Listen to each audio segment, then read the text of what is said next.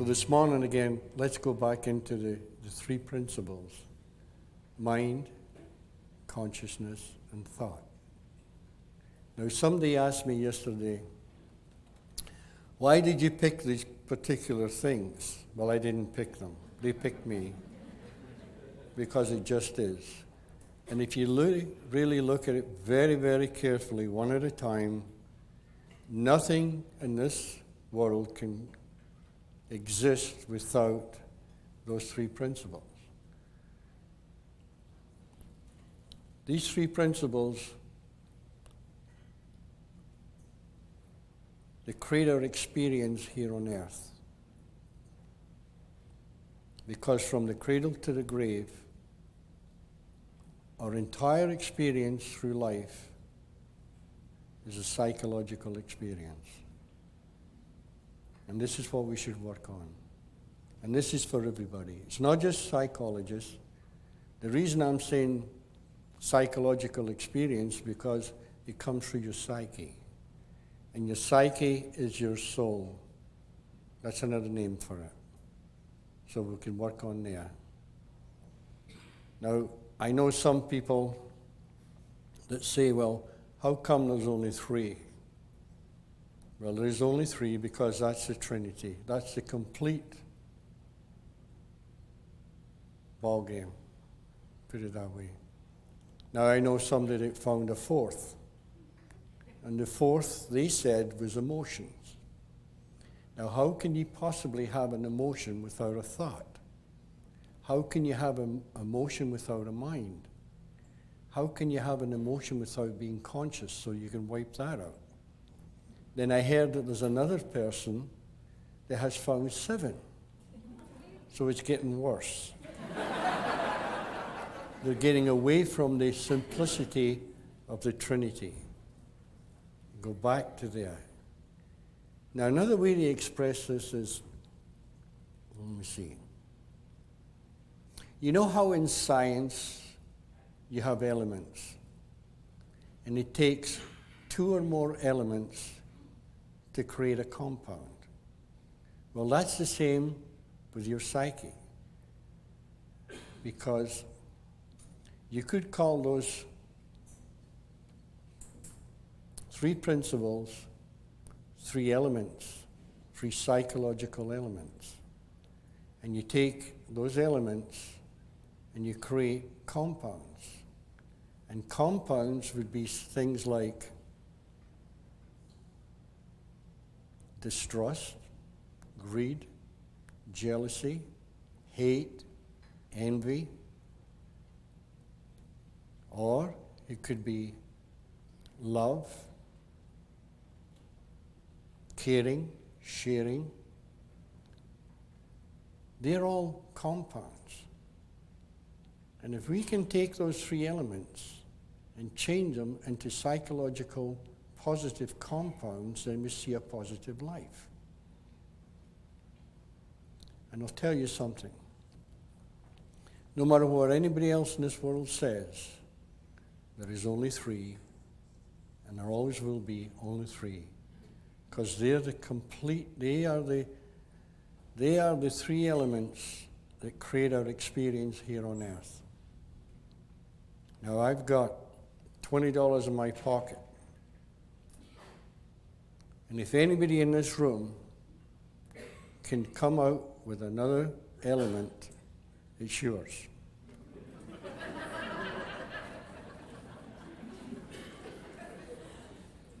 Now, I'm a Scotsman.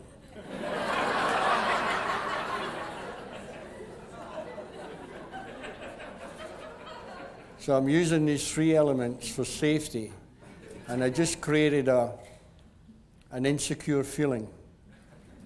I've changed my mind. I'll give you $1.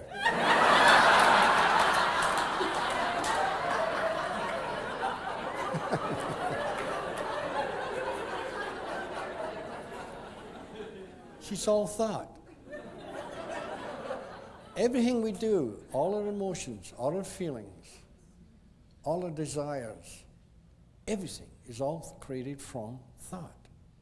Thought is the missing link that everybody in this world is looking for. If you can find the secret to thought, you can start walking through this life as a happy person. Because all you do is you take those three elements and you create positive thoughts, positive compounds.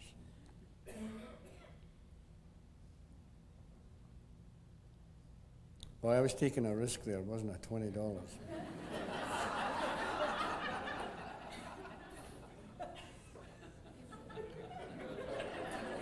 I'm even shocked right now.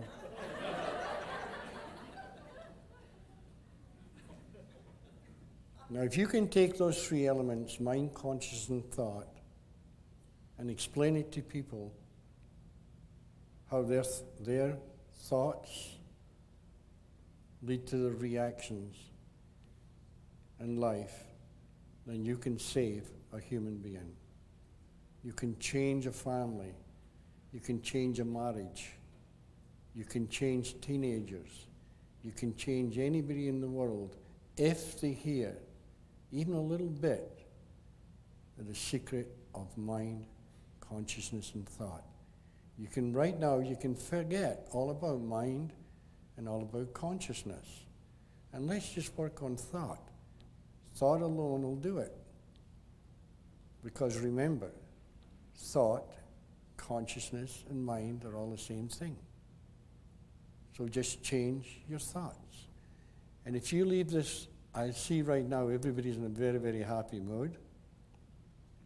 Because within yourself, you must have heard something to put you in a better mood.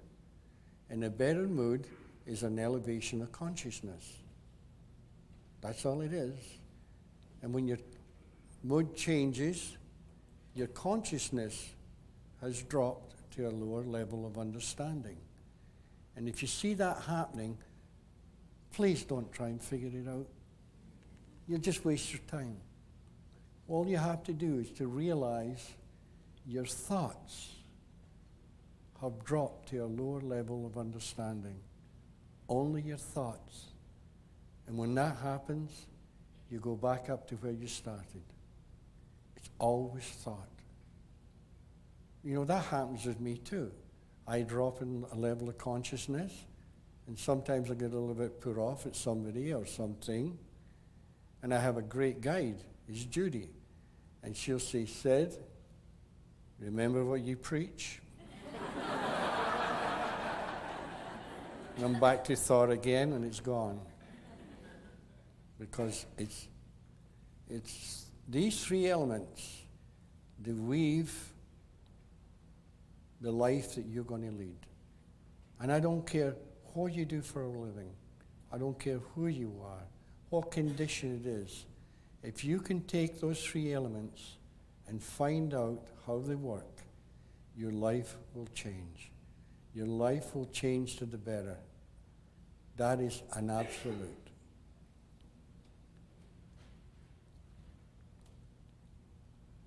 These three elements, they create the condition of this universe. These three elements, they create all social conditions. They create all religions. They create all beliefs. Everything is created from these three elements, or principles, whatever you want to call them. You see how you've always got a chance to change your mind. You can change a word, but it doesn't change truth. Now you can spit out what you think is truth, and maybe 2 years later you look back and say, well, that's old-fashioned. Well, it wasn't truth, because truth never changes. Truth, it just is. It's here with us right now. This whole world is created from what is called truth. And truth can never, never, never be explained. It can only be talked about. And no matter how much you talk, if you're talking to somebody that's not receptive, you can talk till hell freezes over and it won't make any difference. You have to be ready to hear truth. And people say, well, how do I get ready? Nobody can tell you that, but it's up to you to get ready. And all it is opening your mind to new horizons, to new beliefs. And it's really amazing how people, even in desperate situations, people are destitute. They're not willing to change their mind.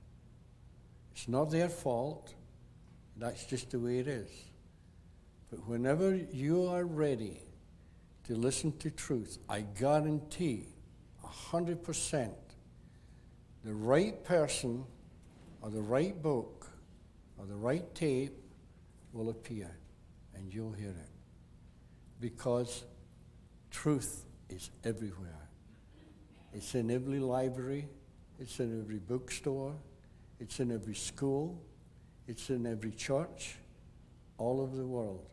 It's there. I've walked through the grocery store for the checkout, and I've heard the clerk talk pure truth.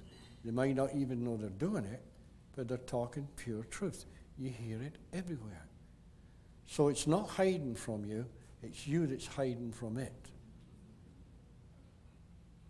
What I'm saying right now, everybody hears it different. If you walk out that door and you look at the ocean, everybody will see it different. If you hear music, everybody will hear it different. We have the freedom of thought. And that is one of the most valuable things on this earth, is your freedom of thought. And nobody can take it away from you. Nobody. You always live there. And then it's up to you to raise your standard of seeing. You know how the mystics talk about seeing and seeing? Well, you've got to lift your standard of seeing. And to lift your standard of seeing, you've got to lift your level of consciousness.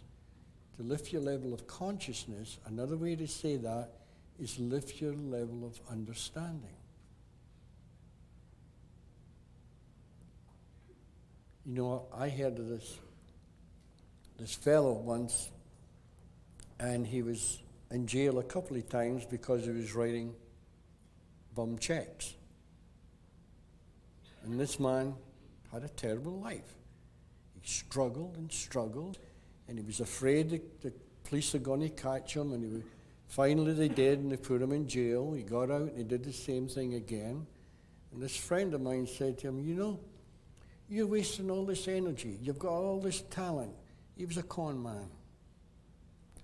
Now, why don't you stop writing those stupid checks and use the talent the good Lord gave you and put it straight, and you could be a millionaire. You could be a success. Bingo. The penny drops. He went to jail for writing a check for $600. He went through all that hell of worrying and struggling and hiding. Now, if he'd done it legitimately and used his free will and these three principles that he was born with, he could have put it into a positive direction, and instead of making 600, he could have made goodness knows how much money. But he didn't see that. He was lost. He was innocent, he was lost. And lostness is innocence. And that's when you start to talk as therapists to people, or preacher, or no matter who you are. If you start talking to people, you have to see beyond their words. And sometimes when you listen to somebody, you hear deeper than you've ever heard before. This is where you'll see the innocence in the person. We all go astray, one way or another. We get envious, we get jealous, we get spiteful. You take those three things, trace them. Where would they lead to? They will lead to you never having peace of mind, because no matter where you go, there'll always be somebody better than you. There'll always be somebody wealthier than you. There'll always be somebody more talented than you. And if you live in that state, all your life, you're walking through this world and you're envious, you're jealous, you're spiteful, you're hateful. And you have to, your mind gets all churned up. And you go through what is called hell. And believe me, hell is not what a lot of people think it is. Hell is a contaminated mind and suffering. And if you take that suffering away, you will take a person from hell and the possibility to put them into a heavenly state here on earth. That's the way it works. Never changes. It's so simple. And I know all your minds go and they're trying to figure it out. You'll never figure it out. And as I said the other day, if you hear something that you say, wow, this will help me in my work, and you start thinking about it and I'm still talking, you're going to miss it. Take the feeling that you found and just trust that that feeling will guide you. And when you walk outside, see if you have an insight. Let's put it this way. If you have an insight, that means to say you've touched your inner wisdom and common sense has come to mind. Now, when this happens, it makes your mind tranquil. It puts it into the state of meditation. This is why people meditate. A tranquil mind. A tranquil mind can never be found when there's those horrible thoughts in your head. And these horrible thoughts, all they are is thoughts. And people say, well, it's not that simple. Can't be. I've even had people say to me, you know, Sid, you're insulting my intelligence by talking the way you're talking because it's too simple. Well, if they want, I could make it difficult. But what's the sense? You look for simplicity. Simplicity always holds the key you're looking for. And that key that opens the door to wisdom is what you would call divine thought. Divine thought is when your personal mind, your personal thoughts go to sleep. And in its place comes this divine thought. This is why Buddha said, the greatest state that any human being can be is the state of no thought. Now that sounds like a paradox. The state of no thought. But it's very simple. What it is, there is no thought from the personal mind, because you can't even know existence without divine thought. And if you take the personal thought away, all is left is divine thought. There you have the answer. There's where you go from the form to the formless. And when you go from the form to the formless, you find the answer. You go back to the form with the answer, and you help humanity. You help yourself, you help humanity, because no matter where you go, you will be walking through this world with a clear, open mind, willing to help any human being in the world. And just being you would help humanity. So always try and do your best. Always try and help people. Always try and understand people. Always try and have some compassion for people. And I know sometimes it's difficult because your patience is stretched to the limit. You know, you're saying to somebody, don't hit your head against that wall. You'll really hurt yourself. And they'll say, I know that, and they keep hitting themselves. You've got to put it into action. Thought on its own is completely neutral. Consciousness on its own is completely neutral. Mind on its own is completely neutral. It's what you, with your free will, do with them that puts life into it. And whatever you put into those three principles, it will create your reality. This is why the mystics of the world throughout time have always talked about separate realities. We all live in separate realities. And you have to realize this and accept this.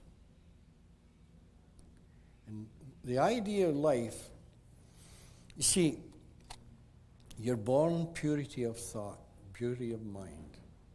The second you're born, you see the physical reality. That physical reality is the contamination. That's why the ministers, the priests, they'll tell you that there's no such thing as a human being being perfect. Only God is perfect. Because God is the universal intelligence of all things before the contamination of human thought. So never look for perfection, because you'll never find it. And a lot of people say, well, I had those evil thoughts, I had those bad thoughts. A thought is useless unless you put life into it. And if you can take this, if you get a bad thought, as long as you don't react on it and put it into action, it doesn't do anybody any harm. Because it's completely neutral. It's when you, see, if I say to myself, I think I'll rob that bank tomorrow. And I get my gun, and I get my car, and I get all the rest of it, and I never do anything about it, I haven't done any harm. It's when I put into action. And it's the same with everything in life. Every day of your life, you must put action into your thoughts for them to become alive. And if you have bad thoughts and you don't do anything about it, you're okay. Because nobody in the world can stop a bad thought coming into their head. If there's people here that tell me they never have bad thoughts, well, I'll sell you a piece of property as soon as the tide goes out.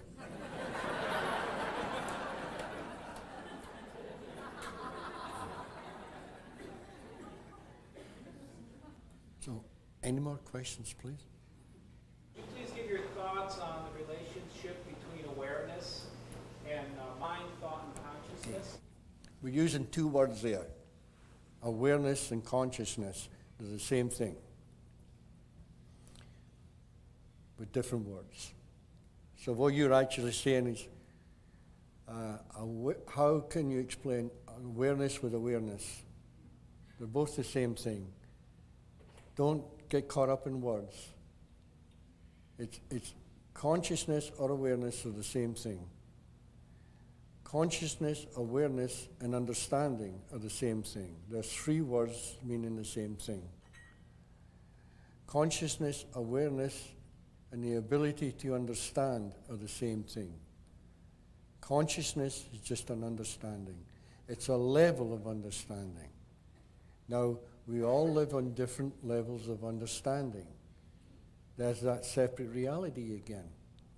We all live in separate levels of consciousness. See, I'm saying the same thing. Remember the other day I said it's really boring because we're saying the same thing? Go beyond the word. Listen for a feeling, and you'll understand. You must go beyond the word. The word has nothing to do with it. The word is a guide. Now you go to India and you find a wise guru or whatever, and they start talking. What they're doing is they're pointing the way. You go to church and you listen to whoever you're following, whether it be Christ, Buddha, Allah, I don't care. They're pointing. And they're saying, this is the way. This is the way. And they all say the same thing. There is only one way. And that one way may come out in a different form, but there's always one way. And the one way is to look within. Because that is the only way you will ever find wisdom, is to look within your own consciousness, your own self, your own soul, because your own soul is pure consciousness. Your own soul, really, in reality, is what a lot of people call God. That's why a lot of people say, I am that which I seek. And when you can find the secret to that, you've got it. Because everybody is what they're looking for. Everybody is a divine consciousness created into a form, a physical form, walking through this physical world. Everybody, every animal, every living creature stems from mind, consciousness, and thought. Animals do the same. Animals think, they have consciousness, and they have a mind, just like you. But because you're a human being, you have the capabilities beyond the animal to go back to where you've stemmed from, and that is back into the spiritual reality before form. And before form lies all the answers. And the only way you can go back before form is to look within. Any more questions? Where does evolution come from? Universal minds is the intelligence of all things which you call God. The mortal mind is your impression of life. Let's put it that way. And it evolves. You know how they talk about evolution? They have the Darwinian evolution. And you hear the two segments of life fighting because one say no, it's not Darwinian, it's the spiritual. Well, the Darwinian evolution is just animals and ourselves growing and changing to suit whatever the environment is. Now, the spiritual evolution is the evolution of the human mind.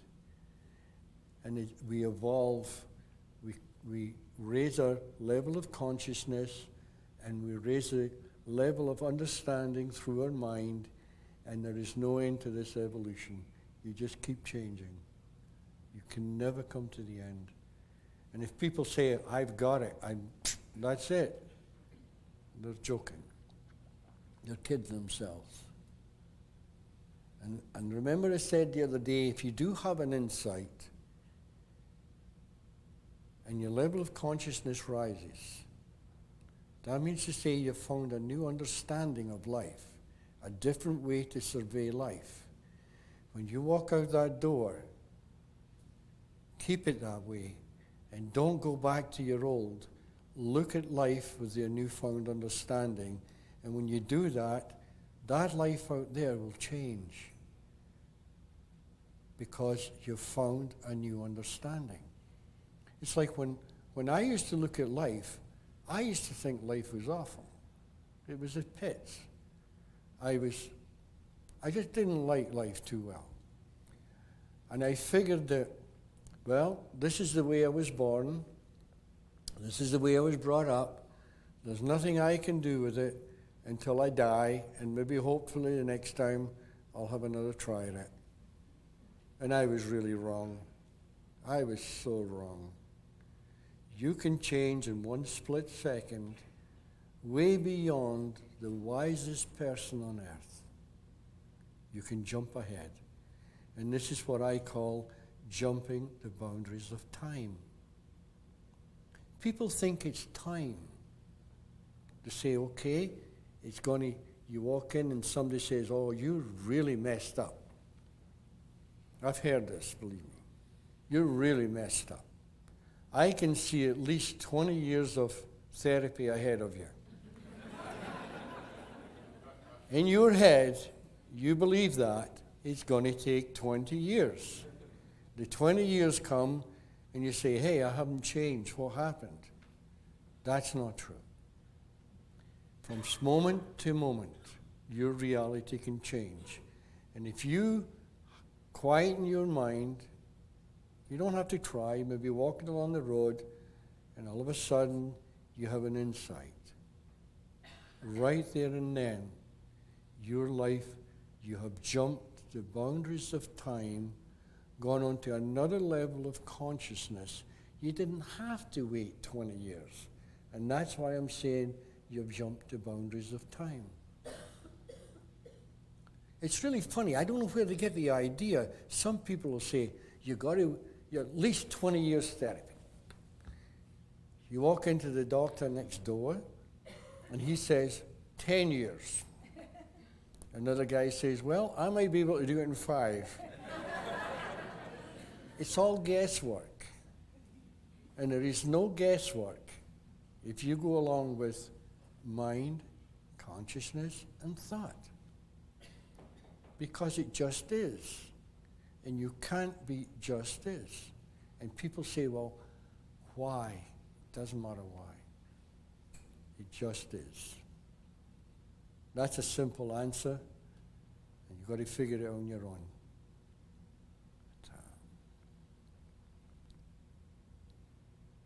I honestly know somebody that was told they would never be okay. They'd never be normal because they were so mixed up, messed up from their past experiences in life. They were told 2 or 3 times they would never be normal. They'd have to be in drugs all their life. They'd have to have shock treatments. They'd have to go to the hospital every so often. Now, as soon as that person was told that, whammo, they're a prisoner of time. They're bound to time. They can't evolve because their thoughts believe this. Their thoughts create their reality. Then somebody comes along and says, that's not true. You can jump the boundaries of time and find it now. And this certain person I know did that. And within a couple of 2 or 3 days, she was healthier than most normal people in this world. Way healthier. That's what's happened to a lot of the people I know, the therapists. They were just as mixed up as anybody else. No, I'm not being, honestly, I'm not being sarcastic, because they went to school and they were told this. And they believed it. And when they came out of school, they believed it so much that they passed it on to other people. Then we all got together, and these certain people, they hear something. They jump the boundaries of time. They become very, very mentally healthy because they've found their own wisdom. And only your own wisdom can take you there. Nobody else's wisdom. Your wisdom. You. Always you. It's up to you. I'm going to keep saying that. Because what you're looking for, the spiritual intelligence you're looking for, lives deep in your soul. And if you can see that, you can quiet your mind, and deep inside, it comes out as wisdom.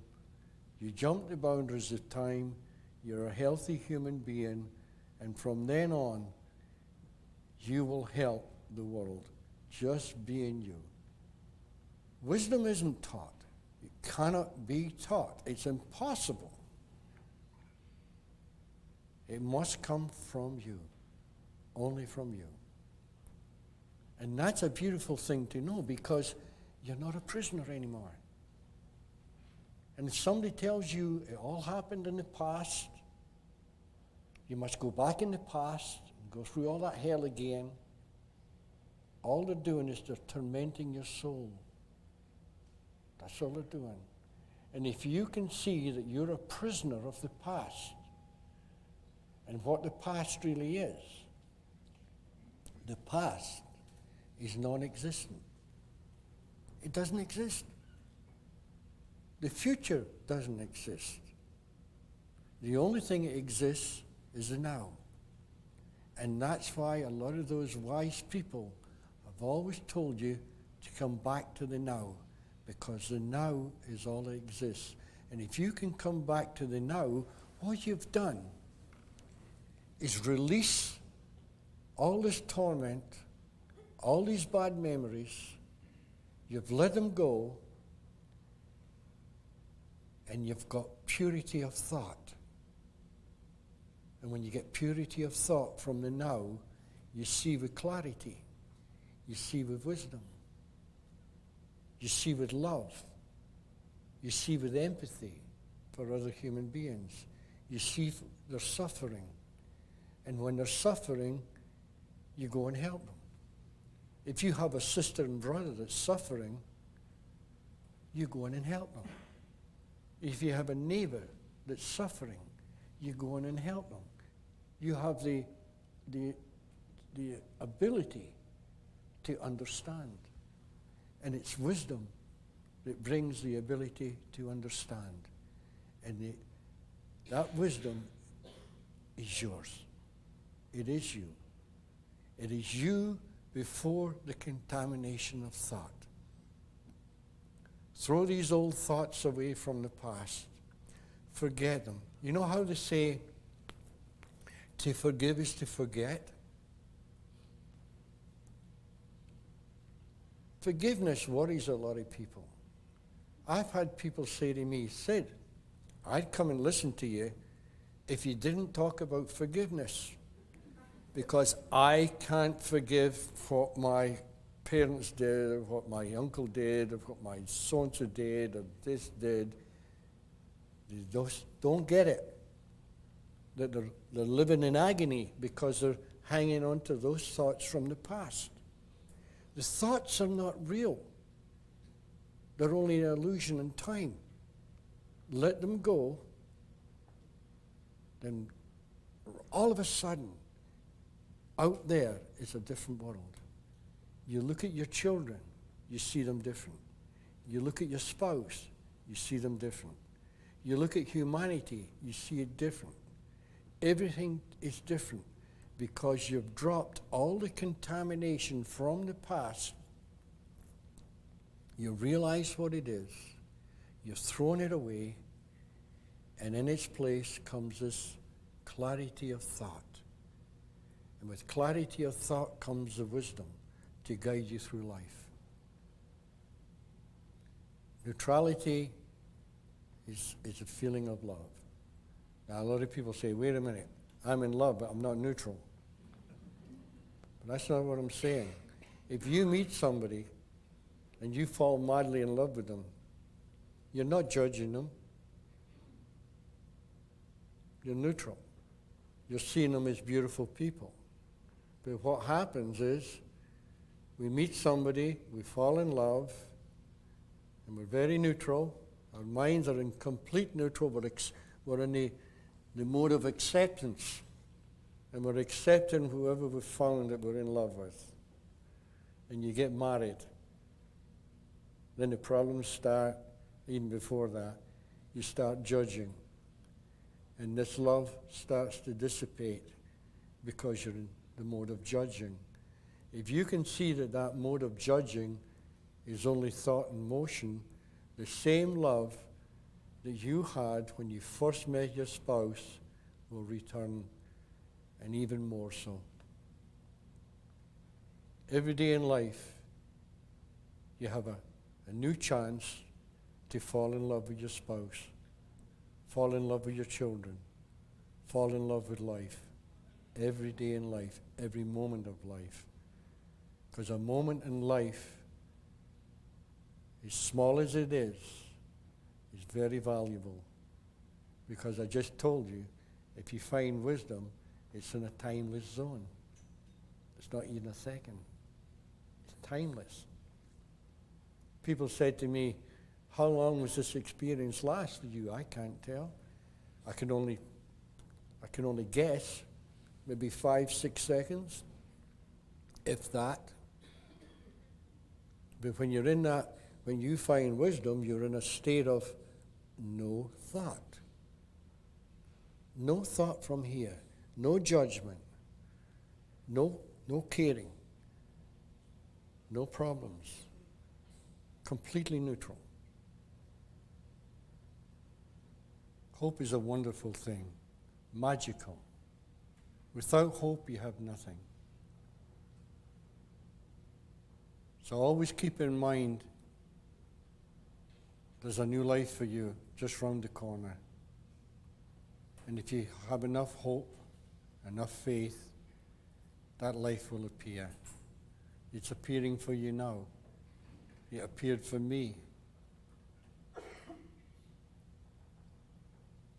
And if you get it, you bring hope to your patients.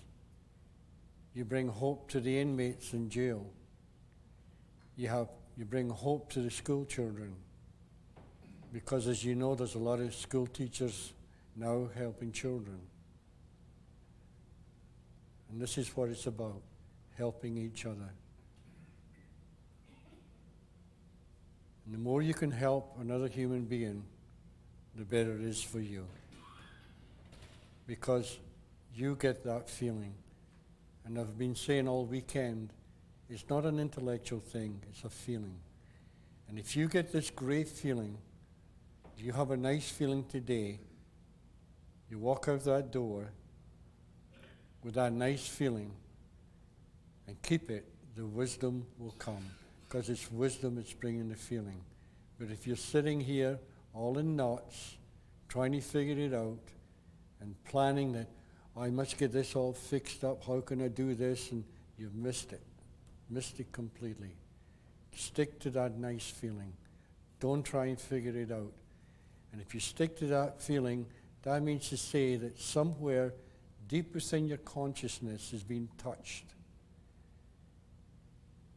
And that's the idea, is to touch somebody deep in their consciousness, deep within their soul, bring them hope. And if you can do that, you'll be blessed. Thank you very, very much for coming. And maybe, God willing, we're still alive. We'll see you next year. Thank you.